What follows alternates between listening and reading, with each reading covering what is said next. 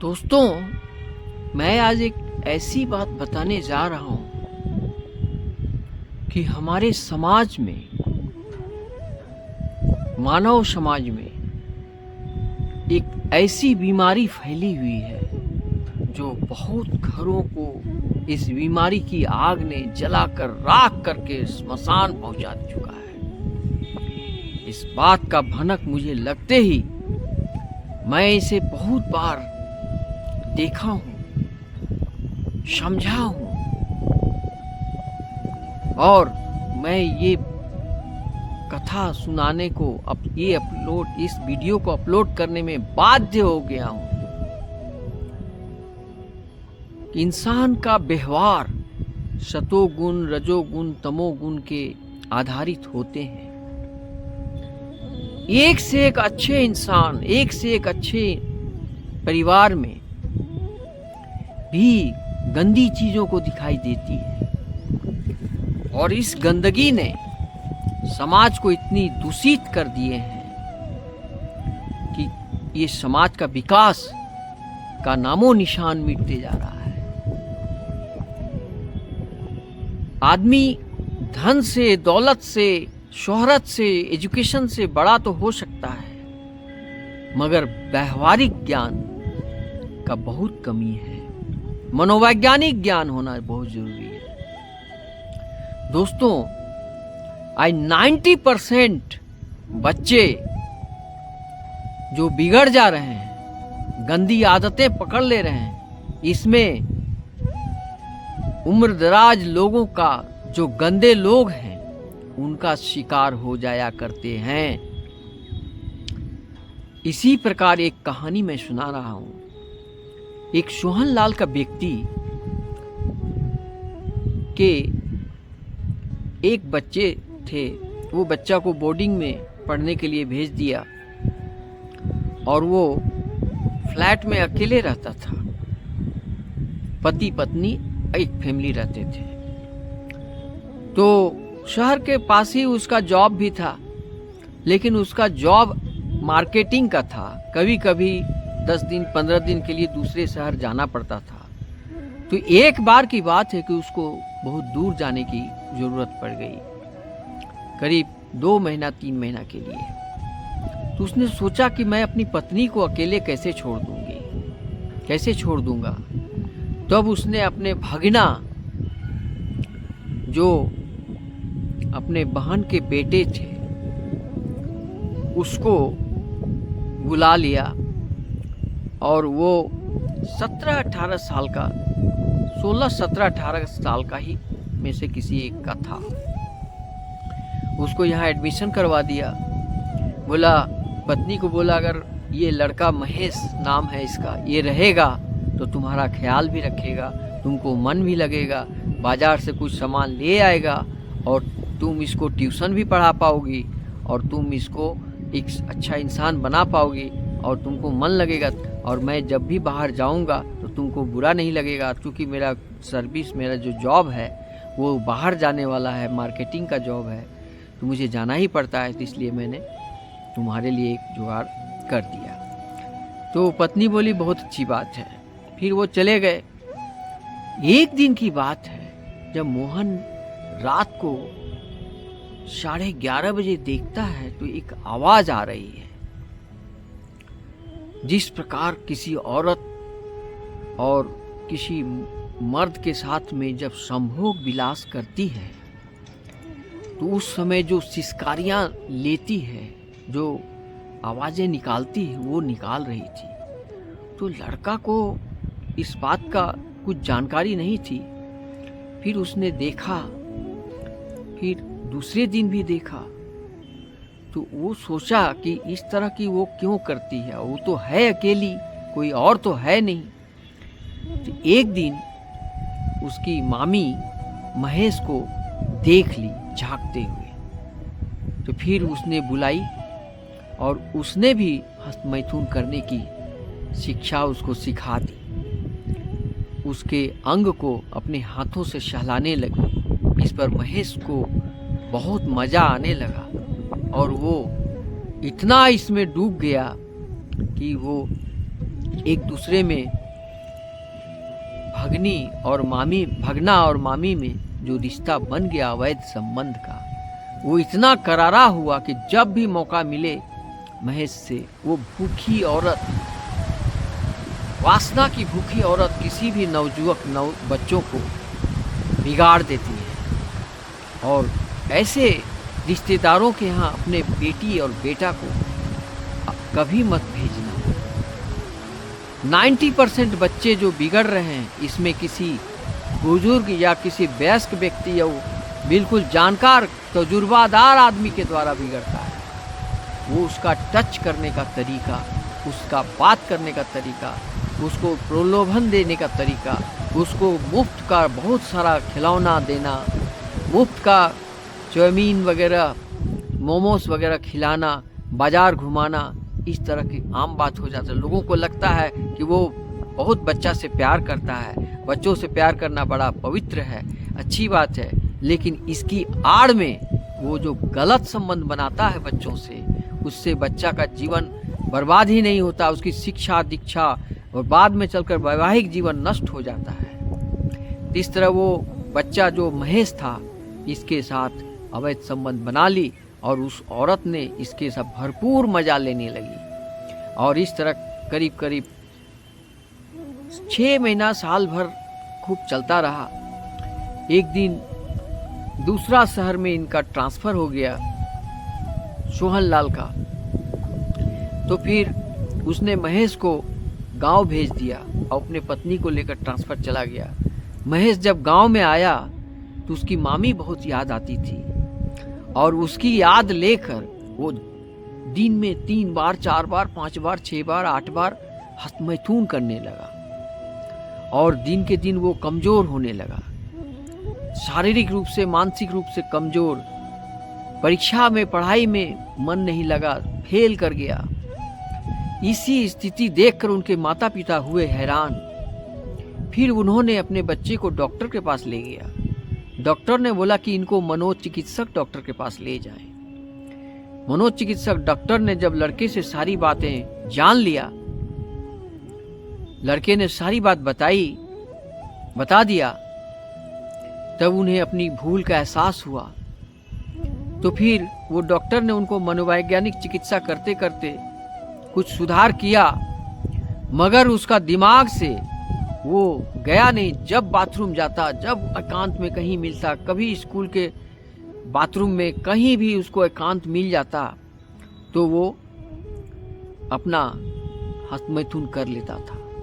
इस तरह करते करते उसको शारीरिक रूप से मानसिक रूप से कमजोर होते होते पागल हो गया। अब पागल होते होते एक दिन उसकी मौत भी हो गई। इस प्रकार एक और कहानी है, जो एक बच्ची अपने मामा घर आई 1 महीने के लिए गर्मी की छुट्टी में। तो उनके 2 रूम थे, डाइनिंग रूम और एक बेडरूम था। ही बड़े बड़े शहरों में बहुत सारे रूम नहीं होते हैं, तो डाइनिंग रूम में उस बच्ची को सोने के लिए दिया गया। उसकी उम्र उस समय 14 साल की थी। तो फिर एक दिन वो बच्ची ने कुछ आवाज़ सुनी, तो देखे कि जिनके घर में आए वो वाइफ हस्बैंड दोनों काम में लगे हुए हैं और एक दूसरे को ये भी एहसास नहीं है कि बगल में एक बच्ची सोई हुई है। अगर उसे पता चलेगा तो कितना बुरा होगा। फिर वो अपने काम करते रहे, रोज करते रहे, और वो बच्ची को सारी बात पता चल जाती थी। वो देखने लगी, झांकने लगी, और इस तरह वो अपने हाथ को अपने अंगों में सहलाने लगी। इस तरह करते करते वो बच्ची भी हस्तमैथुन की आदी बन गई, और इतनी जोर से बन गई, इतनी ज़्यादा। उसको स्कूल में भी उसने कई सहेलियों के साथ ये आनंद का फैलाया। ये बीमारी इतनी तेज़ी से फैलती है, खासकर कम उम्र के बच्चों, लड़के हों या लड़कियां, ये टच करना, अंगों को छूना, उस वक्त बहुत मज़ा आता है। बहुत जल्दी कोई भी इसका प्रभाव में पड़ जाते हैं। तो इससे बचने का क्या उपाय है? पहला, कि अपने बच्चों को ऐसे लोगों के पास न भेजें जिनका चारित्रिक रूप से अच्छे नहीं हों। चरित्रहीन औरत, चरित्रहीन पुरुष के संपर्क में यदि बच्चे आ जाएं तो उनको भी चरित्रहीन बनाने में 1 सेकंड देरी नहीं लगता है, वो बिगड़ जाता है। उसके पास जाने से रोकें। दूसरी बात, आप अपने बच्चे को खासकर 13 से लेकर 20 वर्ष की उम्र तक काफ़ी गौर करें कि वो कहाँ जाते हैं, किससे मिलते हैं, कितने टाइम मिलते हैं। अगर वो ट्यूशन जाते हैं तो ट्यूशन के टाइम पढ़ने का कितना है, 1 घंटा। तो 1 घंटा के अंदर पढ़ाई समाप्त करके यहाँ अपने घर तक आने की दूरी कितना है, तो 15 मिनट। तो 15 मिनट के जगह में अगर 30 मिनट, 40 मिनट, 50 मिनट, 1 घंटा, 2 घंटा लेने लगी है तो इसको गौर करो दोस्तों, उसको पकड़ो, उसका पीछा करो, देखो क्या करते हैं। इसके बाद सभी तमाम भाइयों को मैं कहना चाहता हूँ, अपने छोटे भाइयों, छोटे बहनों को ये शिक्षा अवश्य दें, खुलकर बात करें, मनोवैज्ञानिक शिक्षा दें। ये गलत रास्ते में पढ़ना मत, इसका अंजाम बहुत बुरा होता है। तमाम बड़ी बहनों को मैं ये कहना चाहूँगा, जब छोटी बहनों को ये उचित शिक्षा दें। अगर कोई बड़ी बहन ग्रेजुएशन कर ली है और वो भी इस रास्ते से गुजरी है और वो बचते बचते अपनी ज़िंदगी बना चुकी है, अपनी एजुकेशन ले रही है, अपना लक्ष्य को प्राप्त कर रही है, अच्छा रिजल्ट से आगे बढ़ रही है, उसको सफल स्टूडेंट के नाम से जाना जाता है। ये सफल स्टूडेंट असफल स्टूडेंट को शिक्षा दें, अपने भाई बहनों को शिक्षा दें, प्रत्येक पेरेंट्स अपने बच्चों को शिक्षा दें, प्रत्येक टीचर अपने स्टूडेंट को शिक्षा दें, ताकि ये बीमारियां न फैलें। और बच्चों को ये शिक्षा दें कि उन्हें इस बात का अवगत करा दें कि अगर तुम्हें टच करता है, टच करने का मतलब अगर वो पवित्र आत्मा से टच करता है तो ठीक है, लेकिन अगर गंदी विचार से कोई टच करता है जिसमें वासना छिपी रहती है, उस तरह का टच करता है तो इससे सावधान रहें और तुरंत खबर करो अपने से बड़ों को, अपने से बड़े, अपने शिक्षक, अपने जो क्लास टीचर है उनको बताओ या पुलिस को खबर करो।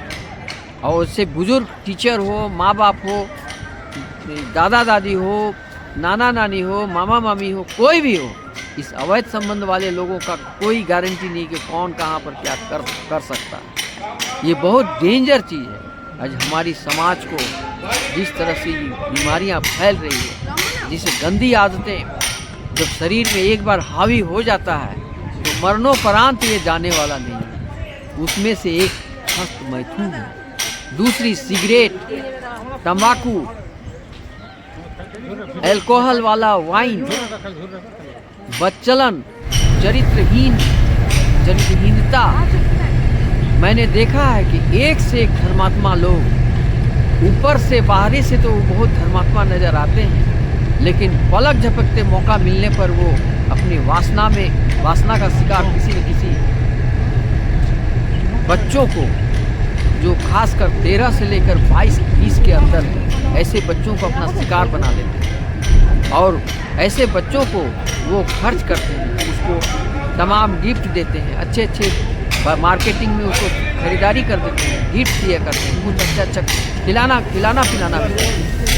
तो इस तरह करने से बच्चों को उसके प्रति आकर्षण तेजी से बढ़ जाती है, वो अपने आप को स्लिप कर जाते हैं। और इससे बचने का एकमात्र उपाय है मनोवैज्ञानिक शिक्षा का अभाव। मनोविज्ञान का शिक्षा अति आवश्यक है। प्रत्येक स्कूल में मनोवैज्ञानिक शिक्षा होना चाहिए। और जो स्कूल में पढ़ाई करने वाले बच्चे हैं उसमें हमको तो लगता है कि 40% बच्चे जो असफल हैं उसका पीछे यही रीजन है, उसको पढ़ाई में मन नहीं लग रहा है। पढ़ाई में उन बच्चों को मन नहीं लगता है जो चारित्रिक रूप से गिरे हुए हैं, जो व्यभिचारी हैं, जो नशा में डूब गए हैं। नशाओं का कमी नहीं है, सिगरेट से लेकर ड्रग्स तक एक से एक स्कूल कॉलेज में नशे चलते हैं। उस नशा का शिकार हो जाता है, उसमें काफ़ी पैसे की ज़रूरत होती है। घर वाले अगर पैसा नहीं देते हैं तो तरह तरह का क्राइम भी वो करते हैं। और उस जैसे पीने खाने वाला व्यक्ति को प्रत्येक दिन की जुगाड़ होना चाहिए, अगर नहीं है तो कुछ भी क्राइम करके वो जुगाड़ करेगा ही करेगा। ऐसे क्रिमिनलों को पुलिस के हवाले कर देना चाहिए, क्योंकि एक क्रिमिनल इस जो काम वासना का अपराधी हैं, वो जो बच्चों को बिगाड़ रहे हैं, ऐसे लोगों को अविलंब पुलिस के पास खबर देना चाहिए और अविलंब इसकी कड़ी से कड़ी सजा होनी चाहिए। आज हमारा देश में 90% फैमिली देख रहे हैं कि रसातल की ओर जा रहे हैं। शादियां तो होती हैं मगर डाइवोर्स भी हो जाता है। क्यों? इसलिए कि शारीरिक पति अच्छा किसको माना जाता है? जो पत्नी की भूख को मिटा दे, चरम सुखी कर दे, खुजली को मिटा दे, तभी वो अच्छा पति है। लेकिन जो लोग चरित्रहीन होते हैं वो तो अपना शरीर को बर्बाद कर चुके होते हैं। उनका जीवन में जब वैवाहिक शक्तियाँ छीन हो जाती हैं, जो वासना की शक्ति छीन हो जाती है, तो पत्नी पर काफ़ी बड़े बड़े गिफ्ट देकर, बड़े बड़े सामान देकर, पैसा कौड़ी देकर, काफ़ी खर्च करने के बाद उसको खुश करना चाहते हैं, लेकिन खुश नहीं रहते, वो डाइवोर्स करके चली जाती है। किसी भी समझदार पढ़ी लिखी लड़की क्यों न हो, वो कभी भी इस तरह का सहन नहीं करेगी। जो बेचारी इंसान के साथ नहीं रह सकती, इसमें बेचारी चरित्रहीन पुरुष भी हैं, स्त्री भी हैं। ऐसे लोगों से कड़ी रूप से सावधानियां बरतनी पड़ेगी, क्योंकि एक चरित्रहीन व्यक्ति या एक चरित्रहीन औरत 100 व्यक्ति को एक दिन में बुरा कर सकती है। इसमें कोई नहीं, ये एक ऐसी अछूत बीमारी है जिसका इलाज संभव है। मनोवैज्ञानिक चिकित्सा तो है, लेकिन तब तक काफ़ी देर हो चुकी होती है। इस प्रकार ड्रग्स जब शरीर में अपना घर बना लेता है तो मरणोपरांत तक वो ड्रग्स को छोड़ता नहीं। खैनी खाने वाले मरणोपरांत तक खैनी नहीं छोड़ते।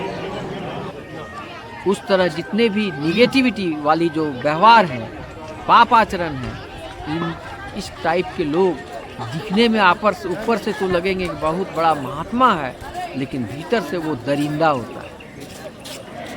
मधुर वचन बोलने वाले होते हैं, बड़ा दानी अपने आप को दिखते हैं, और रिश्तेदारों के यहाँ बच्चों से लगाव हो जाता है और बच्चों से वो अपना टच करने शुरू कर देते हैं। और खासकर 13 साल से लेकर 17 साल 18 साल तक के जो बच्चे हैं, युवती हो या युवक हो, वो लोग ऐसे लोगों का शिकार बड़ा ही आसानी से तुरंत हो जाते हैं। इसलिए दोस्तों, अगर आप पेरेंट्स हैं तो बच्चों पर इस 13 से लेकर 17 तक आप उसको कड़ी से कड़ी निगरानी रखें। वो क्या करता है, कहाँ जाता है, किससे मिलता है, वो किस प्रकार का आदमी है, और खासकर रिश्तेदारों के यहाँ मत भेजिए।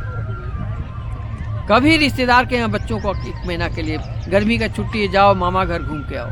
वो मामा घर गया, वहाँ पर किसी चरित्रहीन औरत या मर्द से या स्त्री पुरुष किसी से मुलाकात हो गई, उसकी ज़िंदगी वर्षों की तपस्या 1 मिनट में। मोबाइल तो सब घर में, लेकिन जो चरित्रहीन व्यक्ति है उन मोबाइल से उन बच्चों को कामोत्तेजना वाली फोटो दिखा देते हैं, कहानियाँ सुना देते हैं, और उसके अंदर ये बीमारियाँ डाल देते हैं। ये बीमारी एक बार इंसान में जब आ जाता है चरित्रहीनता का, तो मरणोपरांत तक वो छूटता नहीं है। मरते मरते तक वो गंदी आदत साथ में रखता है। उसमें से एक है हस्तमैथुन। हस्तमैथुन सिर्फ पुरुष ही नहीं, लड़के ही नहीं, लड़कियां भी करने लगी है, बाथरूम में खासकर। जितना बार बाथरूम जाएगी, देखना कि जो बच्चे बाथरूम जाते हैं और काफ़ी देर तक दरवाज़ा बंद रहती है, तो आप समझ लीजिए कि उसका कुछ न कुछ धंधा है। उसको मनोवैज्ञानिक चिकित्सा कीजिए, मनोवैज्ञानिक डॉक्टर से बताइए, उसका परिणाम का अंजाम दिखाइए, उसको बताइए कि ऐसा काम करने वालों का अंजाम क्या होता है। काफ़ी बड़े बड़े स्टूडेंट को देखे मैंने, काफ़ी शिक्षित, लेकिन वो आदत से मजबूर है, गंदी आदतों से मजबूर है, पाप आचरण से मजबूर है। आज जो देखेंगे 60% 70% शादियाँ नष्ट हो जा रही है, खासकर इस युग में। मैंने मेरा ही फ्लैट में 3 लड़कियों की शादी हुई, कम अगेन रिटर्न आ गई, नहीं गई ससुराल, मैके में रह गई। एक बच्चा भी हुआ, बच्चा होने के बाद वो पति से अलग हो गई। क्यों अलग हो गई? उससे जब मैंने पूछा तो बताया कि मेरा पति चरित्र का अच्छा नहीं है, उसमें कुछ है ही नहीं, पुरुषत्व नाम की चीज़ है ही नहीं। किसी भी पुरुष में 3 चीज़ होना जरूरी है: पति, परमेश्वर होता है, लेकिन पति का पुरुषत्व होना भी जरूरी है। पति का पहला धर्म पुरुषत्व है, पत्नी का पहला धर्म नारीत्व है। अगर वो अवैध संबंध करके, हस्त मैथुन करके नारीत्व खो चुकी है, तो ऐसी औरतों को बच्चे नहीं होते। क्या कारण है? वो जब स्कूल कॉलेज में पढ़ती है तो काफ़ी संबंध बनाने लगती है, और जब बच्चे गर्भ से बचने के लिए उसने दवाइयाँ खाने लगती है। उन कड़ी कड़ी दवाइयों को खाने के कारण उसके अंदर में जो गाइनो प्रॉब्लम होते हैं, और वो गाइनो प्रॉब्लम होते होते कभी कभी कैंसर का रूप ले लेता है। मैंने अपनी आंखों से देखा कि 30-35 साल की उम्र तक जाते जाते जो दवाई खाने वाली लड़कियां थी, उनको लीवर कैंसर हो गया, गाइनो में प्रॉब्लम हुआ, हैदराबाद में इलाज कराने गई, 3-4 लाख रुपया ऑपरेशन में खर्च भी हुआ, उसके बाद वो बची भी नहीं। इस कथा का सुन, मैं तो इस पर क्षमा करेंगे, मुझे इस प्रकार का कथा नहीं कहनी चाहिए। मैं भागवत, मेरा चैनल का नाम है भगवान ज्ञान दीपक, मेरा उद्देश्य है सात्विक ज्ञान देना। लेकिन मैं जिन लोगों को सात्विक ज्ञान दे रहा हूँ, वो लोग जो पाप आचरण में डूब गए हैं, उनको बचाना बहुत जरूरी है। एक बात की बात है, प्रेमानंद स्वामी का, प्रेमानंद आचार्य का प्रवचन चल रहा था, तो वहां पर एक कन्या करीब 17-18 साल की, 19 साल की थी। वो खड़ी हो गई, बोले बाबा मुझे आपसे एक प्रश्न करना है। तो बाबा बोले बोलो। बोले बाबा मेरे माता पिता मेरे साथ अन्याय कर रहे हैं। क्या अन्याय कर रहे हैं? मेरे भाई हैं, 2 भाई हैं, 1 बहन हूं। भाई कहीं भी जाते हैं, कितना देर भी करते हैं, उनको टोकते भी नहीं है, कुछ बोलते नहीं। अगर मुझे 1 मिनट देरी हो जाती है तो मेरे माँ बाप हमको इतना दंड देते हैं, भाई के सामने अपमान कर देते हैं। उसके बाद ट्यूशन पढ़ने जाती हूँ, वहाँ की मैडम भी बहुत डांटती है, क्यों देरी की, अपना घर पहुँचने में देरी क्यों करती हो, क्या अगर थोड़ी सी गलती तो इतना डांटती है। वहीं पर लड़के लोग भी पढ़ते हैं, उसको तो नहीं डांटती है। स्कूल में गई, वहाँ का भी क्लास टीचर सबसे ज़्यादा लड़कियों को डांटते हैं कि लड़की होना क्या पाप है, क्या जुल्म है, क्या बिगाड़ा है मैंने समाज को जो हमारे साथ इतना अत्याचार होता है। तब प्रेमानंद बाबा ने बोला कि बेटी इस सवाल का जवाब मैं तुम्हें समझा रहा हूं, मैं एक दृष्टांत दे रहा हूं। तुम कभी बाजार गई हो? हाँ गए हैं। बाजार में तुम कभी ज्वेलरी का दुकान गई हो? हाँ गए हैं। देखना ज्वेलरी के दुकान में एक ग्रिल का गेट होता है, उसके अंदर भी एक और ग्रिल का गेट होता है जो लॉक रहता है। कस्टमर लोग बाहर वाले बरामदे में बैठते हैं, और वो जो दुकानदार है वो भी ग्रिल गेट के अंदर रहता है, जो लॉक ताला बंद रहता है।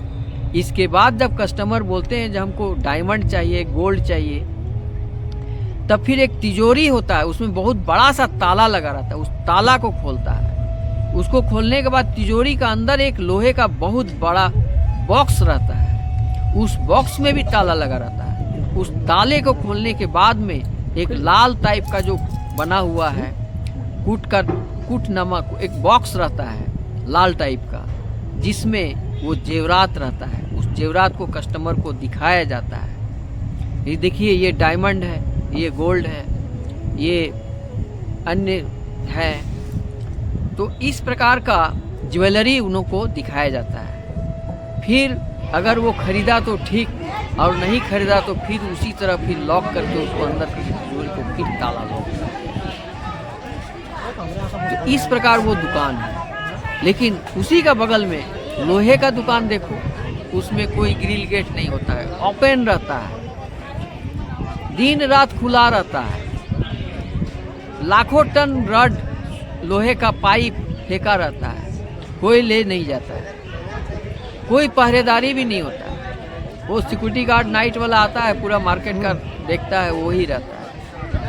ईंटा पत्थर खरीदता है लोग 10,000, 20,000, 50,000 में खरीदता है, लेकिन बाहर ही रखता है, उसको अंदर नहीं करता, कोई लॉक नहीं। बालू, उसका भी कोई पहरा नहीं।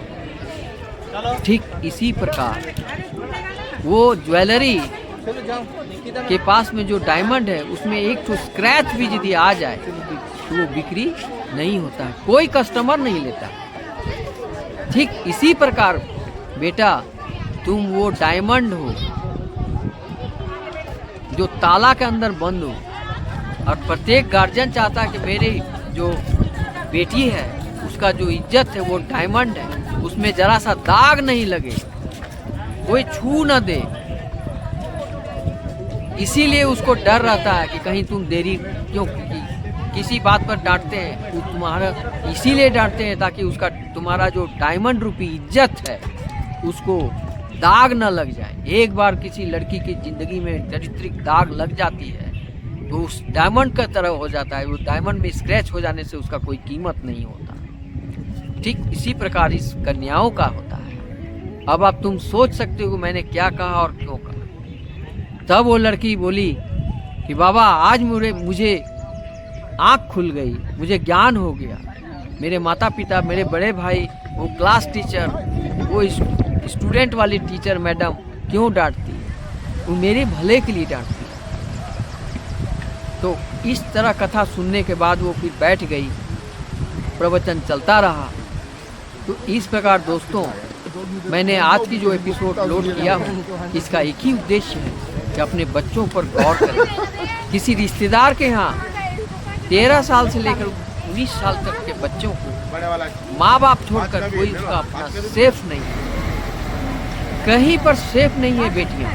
मामा घर, फूफा घर, नाना घर, चाचा घर, चाची घर, भाई भैया भाभी के घर, साला साली के घर, कहीं भी कोई भी रिश्ता में सेफ नहीं। सिर्फ माँ, अपना भाई, बड़े भाई, अपनी बहन, अपने पिताजी, इसके सिवा कोई सेफ नहीं है। इन रिश्तों को गौर करें और वर्षों की तपस्या को, किए हुए तपस्या को, शिक्षा का अध्ययन जो कर रही है, टॉप कर रही है, वो 1 मिनट में चरित्रहीन होकर उसकी शिक्षा ध्वस्त हो सकती है, जीवन बर्बाद हो सकती है। इन बर्बादी से बचने के लिए सतोगुण में आइए, तामसिक भोजन बंद कर दीजिए। खासकर इस उम्र के बच्चों को तामसिक भोजन दिया ही मत कीजिए।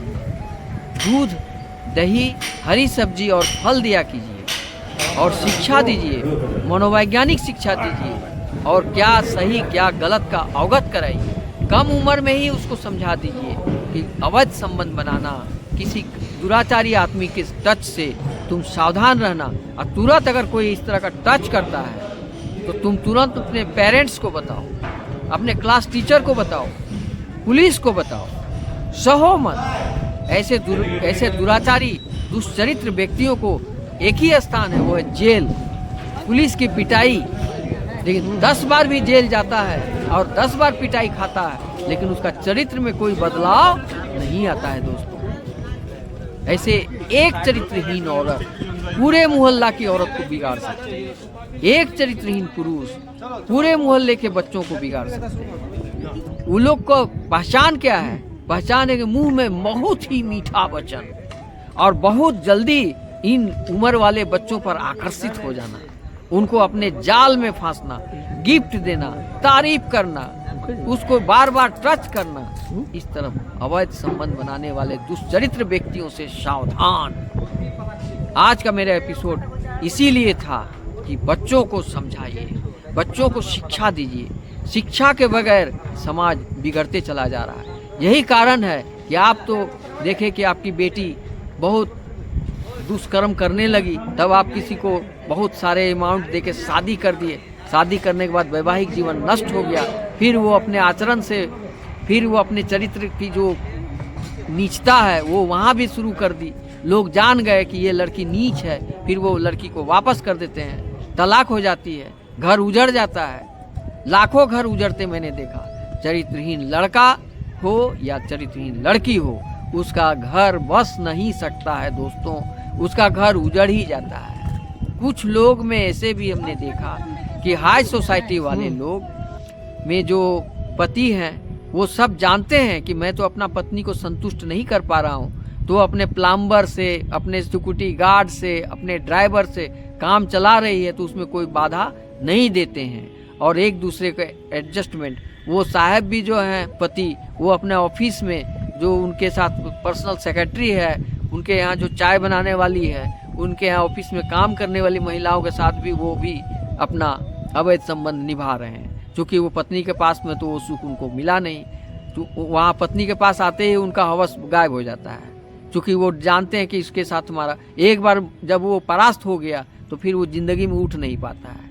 तो इस तरह का जो साइकोलॉजिकल शिक्षा है, मनोवैज्ञानिक शिक्षा है, इन शिक्षा को बचपन में बच्चों को सिखाइए और एक सच्चरित्र इंसान बनने का कोशिश कीजिए और समाज को बचाइए। और सात्विक, सबसे बड़ी बात, पहला 3 काम करें। पहला काम, नॉन वेज खाना बंद करें। दूसरा काम, भगवान पर ध्यान लगाने के लिए थोड़ा थोड़ा 5 मिनट 10 मिनट का आदत डालें। जहां भी हो एक कोई भी देवता का एक प्रतिमा रखें और वहां पर उस पर उनके साथ बातचीत करें, उनका ध्यान करें, उनका चिंतन मनन करें, धार्मिक किताबों को पढ़ें। तब क्या होगा कि ये जो मोबाइल में भी अच्छी चीज़ों को देखें, गंदी चीज़ों को ना देखें। इस बात का शिक्षा माँ बाप को, प्रत्येक बच्चों को दे देना चाहिए। इतना ही कहकर आज की कथा मैं यहीं समाप्त करता हूँ। राधे राधे, हरे कृष्ण।